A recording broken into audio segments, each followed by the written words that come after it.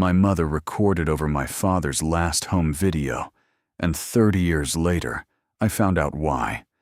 I want to tell you this story slowly, because that's how it happened to me. Not all at once. Not in some dramatic single afternoon where everything falls into place like a movie. It happened in pieces, over decades, the way a photograph left in the sun fades. So slowly you don't notice the color leaving, until one day you hold it up to the light and realize there's almost nothing left of what it used to show. This is a story about a woman named Diane, her son, me, and 11 minutes of videotape that took 31 years to finish telling the truth. Stay with me. By the end, you'll understand why she did what she did. And you might find yourself looking differently at the people in your own life who've gone quiet about their past. In the spring of 1983, my father bought a video camera he couldn't afford. It was a Sony Beta movie, a boxy thing you had to rest on your shoulder like a bazooka, and it cost him almost a full paycheck from the auto parts warehouse where he worked the loading dock. My mother was furious about it for exactly one evening. Then my father set it on a shelf, pointed it at her, while she stood at the stove and said, "Say hi to the future, Diane." And she laughed despite herself, waved a wooden spoon at the lens, and that was that. The camera stayed. I was 5 years old. I don't remember the argument. I only know about it because my mother told me once. Years later, in a voice that had gone soft and far away, like she was describing something that had happened to somebody else. What I do remember, or think I remember, because by now the memories and the home movies have folded into each other so completely, I can't always tell which is which, is the feeling of that house. A small rented duplex on Kessler Street, in a town in Ohio that had a name I won't bother giving you because it doesn't matter, and because towns like it exist everywhere. A town built around a plant that was already starting to lay people off, though nobody wanted to say the word recession out loud yet in 1983. A town where everyone's father worked with their hands, and everyone's mother worked too, whether or not anyone called it a job. My father, Robert, was 31 that year. Big laugh, bigger hands, the kind of man who fixed things, not because he was especially skilled, but because he refused to accept that a broken thing should stay broken. My mother used to joke that half the stuff in our house had been fixed by him into a state slightly worse than when it broke. My mother, Diane, was 29. She worked mornings at a dentist's office as a receptionist, and evenings, 3 nights a week, cleaning offices downtown with a rotating crew of other women from the neighborhood. I don't remember much about her at that age, except a smell. Jean Naté, a drugstore perfume that came in a yellow bottle, and the sound of her keys in the door around 9:30 at night, and how I was always awake to hear it, even though I was supposed to be asleep. They loved each other. I want to say that clearly up front, because so much of what follows might make you wonder. They loved each other in that unglamorous, worn-in way people love each other when they're broke and tired and still choose, every single day, to stay. And that spring, my father became obsessed with capturing it. All of it. Sunday breakfast. Me learning to ride a bike in the parking lot behind the duplex. My mother's 29th birthday, where she blew out candles on a cake from the grocery store and pretended to be annoyed at being filmed, and clearly wasn't. He filmed cookouts. He filmed thunderstorms through the screen door. He filmed himself sometimes, holding the camera at arm's length and talking directly into it. Messages, almost, though none of us called them that at the time. He'd just say things like, "This one's for later, whenever later is," and grin and press record. He went through videotapes fast. They weren't cheap. A blank 3-hour tape ran about $8 to $10 in 1983 money, which doesn't sound like much until you remember what a warehouse paycheck looked like back then. So my parents did what almost every family with a camcorder and not much money did in that decade. They reused tapes. You'd watch what was on there, decide whether it was worth keeping, and if it wasn't, a boring half-hour of static, an early failed recording, something not worth the shelf space. You'd record right over it. The old images didn't vanish so much as they got buried. One layer of magnetic tape laid down on top of another, the past erased by the present, over and over. Tape after tape, all spring and summer of 1983. I tell you all of this because it matters later. Every detail here matters later. This is a story where the ending was recorded, quite literally, underneath the beginning. My 6th birthday was on a Saturday, October 15th, 1983. My mother always used to talk about that weekend, like it existed behind glass, close enough to see clearly, but somehow already sealed off from the rest of her life, untouchable. She'd get a certain look when it came up. Not sad, exactly. Careful. The way you'd look at something you were afraid to knock over. There was a party in the backyard, 8 or 9 kids from the block. A store-bought cake shaped like a fire truck, because that was my whole personality at 6 years old, and my father narrating the entire afternoon into the beta movie like a sportscaster. And here comes the birthday boy, ladies and gentlemen, 6 years old, and already refusing to eat his hot dog bun. That kind of thing. My mother laughing in the background. A neighbor's dog getting into the potato salad. Ordinary, perfect, forgettable stuff. The kind of afternoon that only becomes precious decades later, once you understand how few of them you actually get with the people you love. That tape ran about 40 minutes. My father filmed almost the entire party, then a little bit of us cleaning up afterward. My mother swatting him with a dish towel for still filming while she had cake frosting in her hair. Here's the detail I need you to hold on to, because it becomes the hinge this entire story swings on. My father didn't use a new tape for my birthday. He grabbed one from the shelf, a tape that already had something on it, something from earlier that year that nobody in the house considered important enough to keep. And he recorded over it. 40 minutes of birthday party laid down directly on top of whatever had been there before. Now, if you know anything about analog videotape, you might already see where this is going. But if you don't, here's the plain version. When you record over an existing video on an old analog tape, the new recording only erases what it directly covers. If the old recording was longer than the new one, there's a tail end, a leftover stretch of tape that never gets touched. It just sits there, still holding whatever was on it originally, like a sentence that never got crossed out, because the eraser ran out first. Nobody in my family knew that in October of 1983. Nobody was thinking about analog tape mechanics at my 6th birthday party.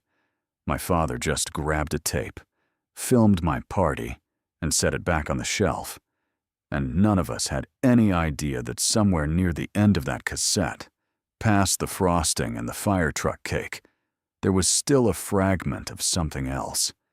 Something that had been there since August. Something none of us had watched again since he recorded it. I want to be very clear that at 6 years old, I didn't know any of this. I only found out what was underneath that tape 31 years later, sitting alone in my apartment at 11 o'clock at night, watching a digital file on a laptop, completely unprepared for what was about to play after the party ended.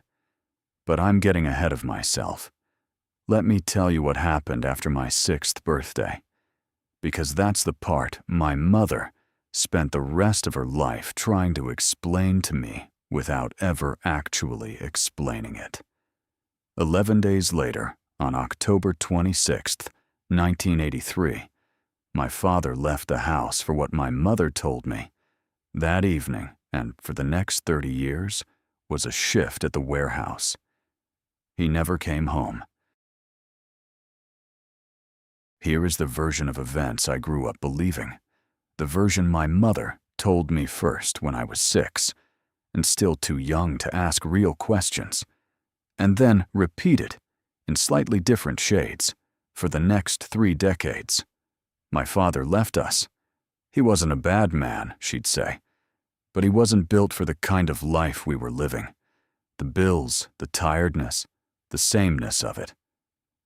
Some men just aren't built for staying, she told me once, when I was maybe 11 and had finally worked up the nerve to ask why he never even called. He packed some things over the following week, she said. He told her he needed space. And then one day, he simply didn't come back at all. And a few months later, the last of his things were gone from the closet. And that was the entire story, as far as I was allowed to know it. I want you to notice something about that story, because I certainly didn't at the time. It doesn't actually make sense. A man doesn't usually leave his family in stages, taking a shirt one week and a coat the next, unless someone is helping him do it quietly. A man doesn't usually vanish from a small town of 9,000 people without a single friend, cousin, or co-worker ever mentioning running into him. And a 6-year-old doesn't usually stop asking about his father simply because he got tired of asking. He stops because at some point, somebody teaches him, gently but unmistakably, that asking causes his mother pain, and so he learns to swallow the question before it reaches his mouth. That's what happened to me. By the time I was 8, I'd stopped asking. By the time I was 12, I'd built a kind of private mythology around my father that had almost nothing to do with facts, because facts were never offered. I decided he was probably living somewhere warm. California, maybe? I decided, in the illogical way kids decide things, that he probably thought about me on my birthday and just didn't know how to reach out anymore.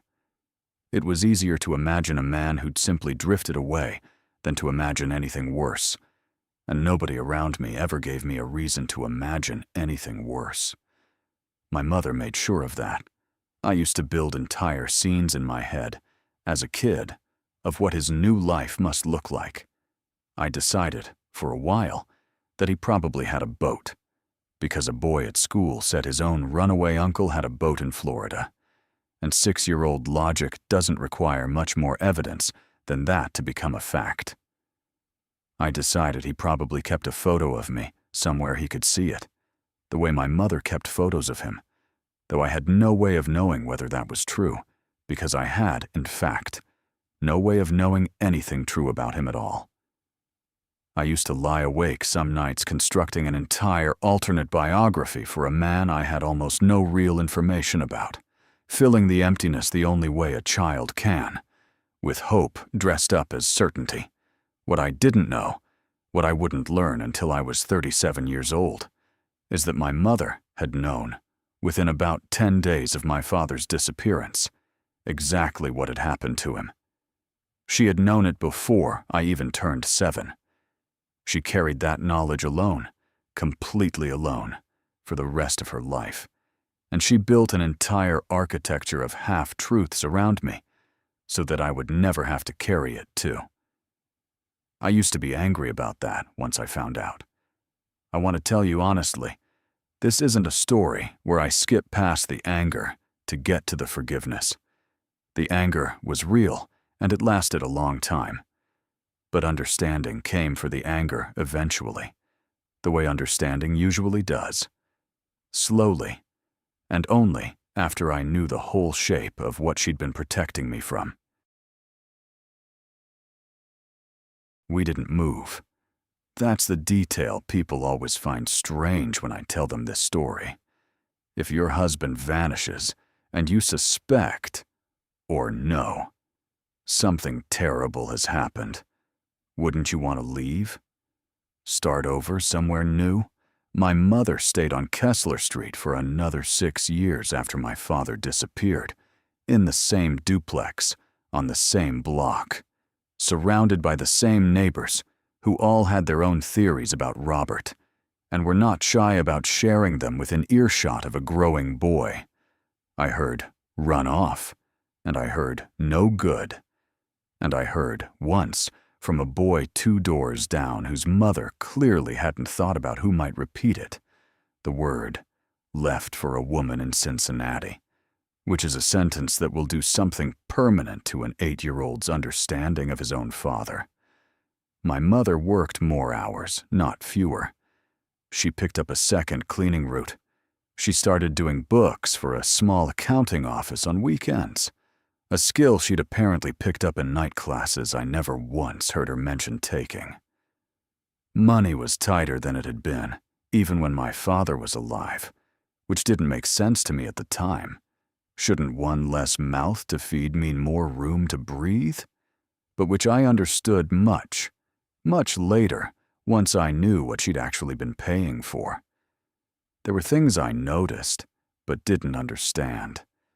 A man who came to the door twice a year, always in a car that looked too clean for our block, who my mother spoke to on the porch in a low voice while I was sent inside to watch television with the volume up.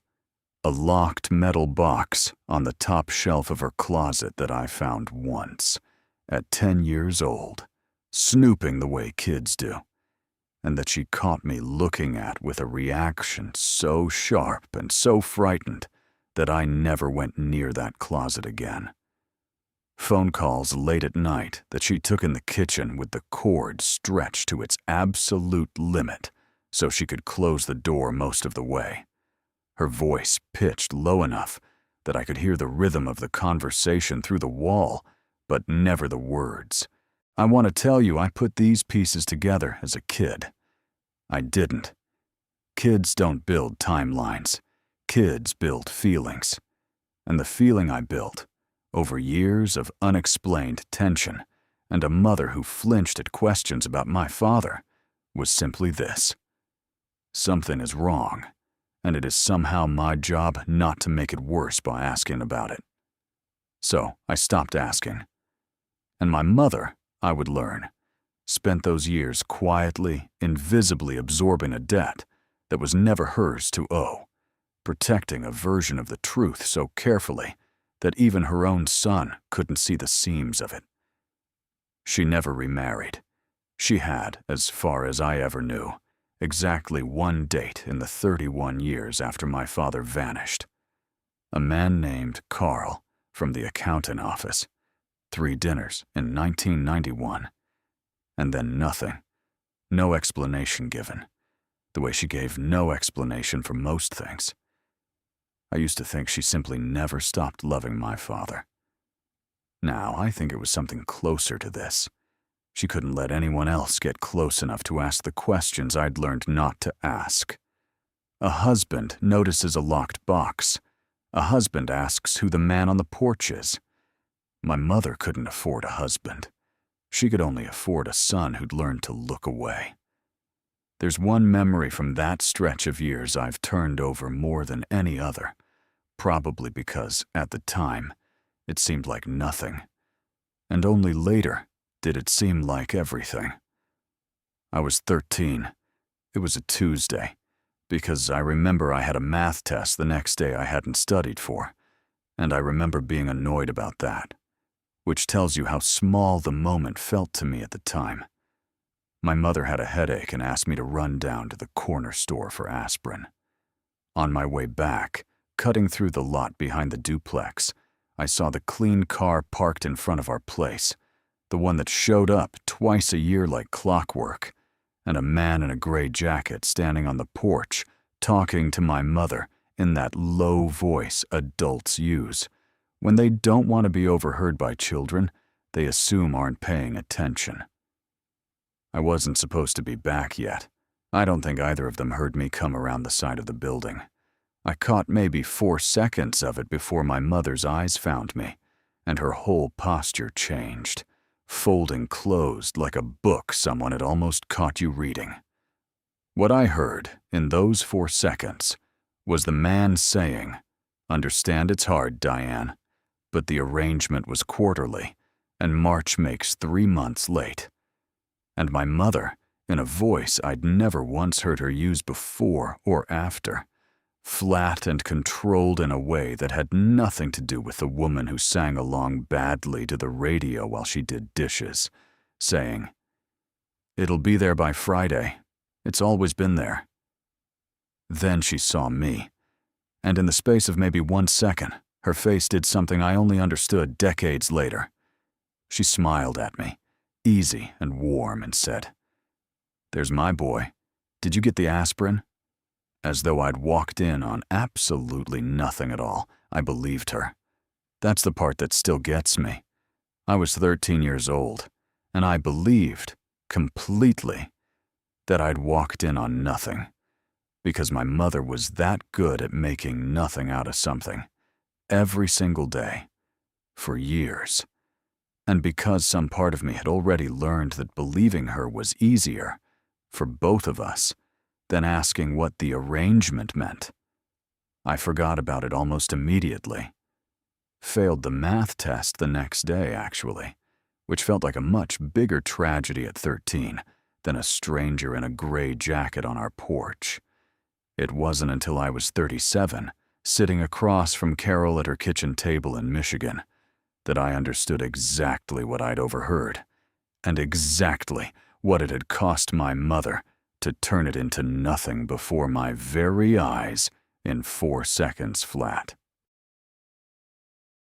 By the time I left for college, on a partial scholarship to a state school 4 hours away, my relationship with my mother had settled into something I'd describe as loving but locked. We spoke on Sundays. She asked about my classes. I asked about her health. Neither of us asked about anything that actually mattered, because neither of us had ever been taught how, in that house, on that street, in that particular silence. I got married in my late 20s to a woman named Renee, who used to say, gently, that my mother was like a house with all the blinds drawn. You know somebody's home. You just can't see them. I didn't have a good answer for that. I still don't, except to say that now I understand why the blinds were drawn.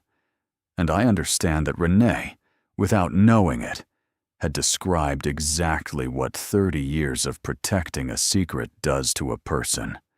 My mother came to the wedding.